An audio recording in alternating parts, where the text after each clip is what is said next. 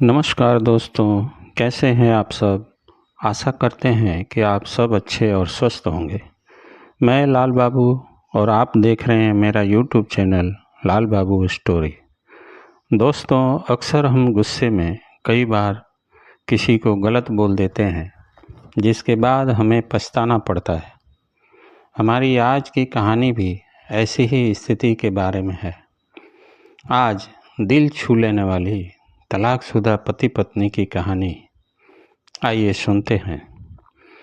पति ने पत्नी को किसी बात पर 3 थप्पड़ जड़ दिए।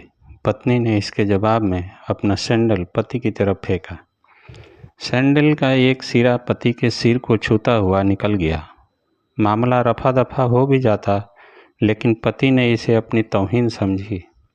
रिश्तेदारों ने मामला और पेचीदा बना दिया। न सिर्फ पेचीदा बल्कि संगीन। सब रिश्तेदारों ने इसे खानदान की नाक कटना कहा।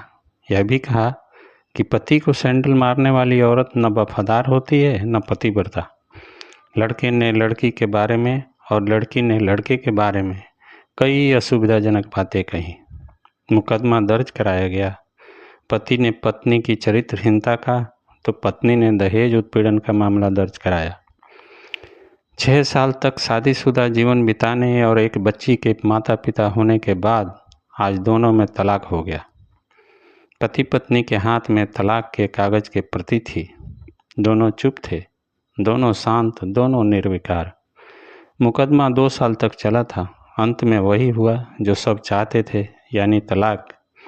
यह महज इत्तेफाक ही था कि दोनों पक्ष के रिश्तेदार एक ही टी स्टॉल पर बैठे, कोल्ड ड्रिंक्स लिया। यह भी महज इत्तेफाक ही था कि तलाकशुदा पति पत्नी एक ही मेज के आमने सामने जा बैठे। लड़की की बेंच और वो दोनों। कंग्रेचुलेशंस, आप जो चाहते थे वही हुआ, स्त्री ने कहा। तुम्हें भी बधाई, तुमने भी तो तलाक देकर जीत हासिल की, पुरुष बोला। तलाक क्या जीत का प्रतीक होता है? स्त्री ने पूछा। तुम बताओ। पुरुष के पूछने पर स्त्री ने जवाब नहीं दिया। वो चुपचाप बैठी रही। फिर बोली, तुमने मुझे चरित्रहीन कहा था। अच्छा हुआ, अब तुम्हारा चरित्रहीन स्त्री से पीछा छूटा। वो मेरी गलती थी, मुझे ऐसा नहीं करना चाहिए था, पुरुष बोला। मैंने बहुत मानसिक तनाव झेली है। स्त्री की आवाज़ सपाट थी, न दुख न गुस्सा। जानता हूँ। पुरुष इसी हथियार से स्त्री पर वार करता है, जो स्त्री के मन और आत्मा को लहूलुहान कर देता है। तुम बहुत उज्जवल हो। मुझे तुम्हारे बारे में ऐसी गंदी बात नहीं करनी चाहिए थी। मुझे बेहद अफसोस है, पुरुष ने कहा। स्त्री चुप रही। उसने एक बार पुरुष को देखा। कुछ पल चुप रहने के बाद पुरुष ने गहरी सांस ली और कहा, तुमने भी तो मुझे दहेज का लोभी कहा था। गलत कहा था, पुरुष की ओर देखती हुई स्त्री बोली। कुछ देर चुप रही, फिर बोली, मैं कोई और आरोप लगाती, लेकिन मैं नहीं। इतने में प्लास्टिक के कप में चाय आ गई। स्त्री ने चाय उठाई। चाय जरा सी छलकी। गर्म चाय स्त्री के हाथ पर गिरी। सी की आवाज़ निकली।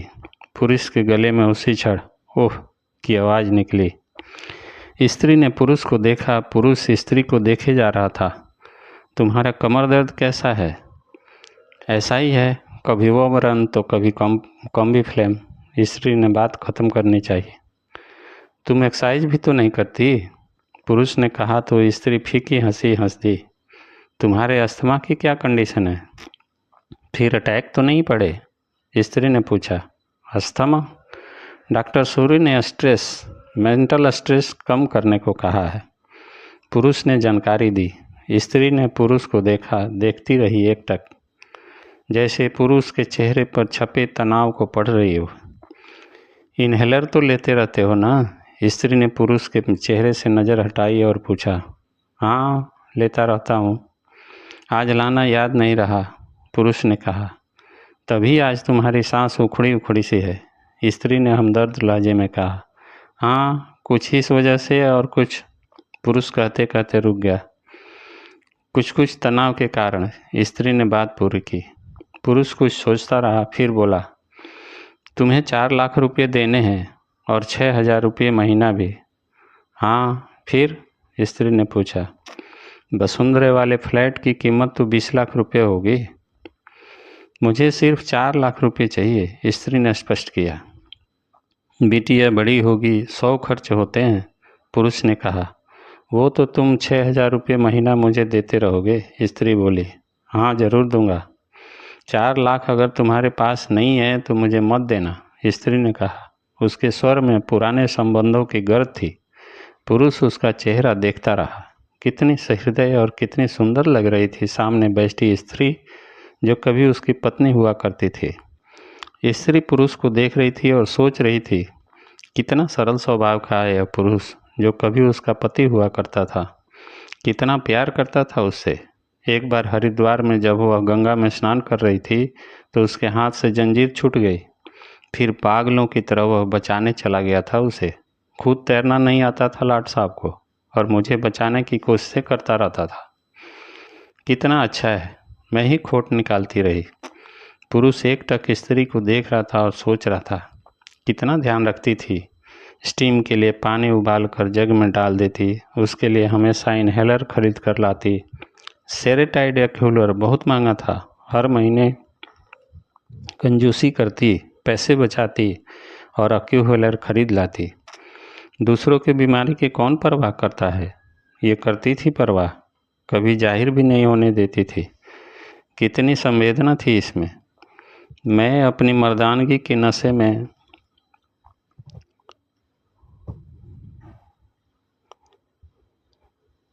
कितनी संवेदना थी इसमें।